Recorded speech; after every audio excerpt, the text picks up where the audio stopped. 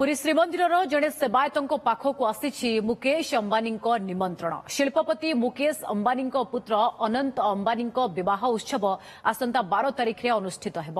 यह अवसर में जगन्नाथ महाप्रभु सेवक जगन्नाथ करंक पाखक आसी निमंत्रण पत्र खोलिबा मात्रे विष्णु सहस्र नाम शुभा जाउछि, जहाँकि देखिबा मात्रे बेस अभिभूत होई पड़िथिले जगन्नाथ कर। से कहिसंती जे अनंत अंबानी हेउछंती महाप्रभुଙ୍କ भक्त। पूर्वरु 2 थर दर्शन पाई श्रीमंदिर आसीथिले। सही समय जगन्नाथ कर तांकु महाप्रभुଙ୍କ दर्शन कराइथिले। सेबेठारु से अनंत अंबानीଙ୍କ सह तांकर संपर्क होइथिला। ए संपर्क पछरे महाप्रभुଙ୍କ आशीर्वाद रहिछि।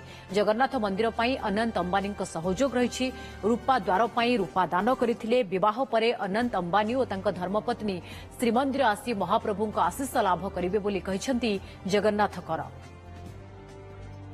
उपपति पुओ सहित मिसवा संभवपर नुहे, जेहेतु महाप्रभु से दर्शन करने को थरे द्वितीय बार आई मुझे दर्शन दर्शन कर जो लास्ट दर्शन आसते से दर्शन बेले से मौखिक कही जे मो बाहागर 12 तारिख जुलाई 12 तारिख आसवाई मु कथार रखी रही जाइली। जेहेतु एडे बड़ शिल्पपति पुओ मन रही कि न रही मो प्रति, किंतु देखा गले से मो प्रति बहुत सम्मान जनइछंती। तरफ मो गोटे कार्ड भी निमंत्रण पत्र प्रदान कर 12 तारिख में बाहागर रही आसिक पाखे रही भी तरफ फोन कॉल भी आसी।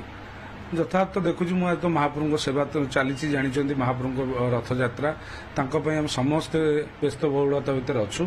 से समय भितर महाप्रभु केमी डाकुछु महाप्रभु रथ नागी जाऊ। चेष्टा करी निमंत्रण पत्र पाई चेष्टा करी।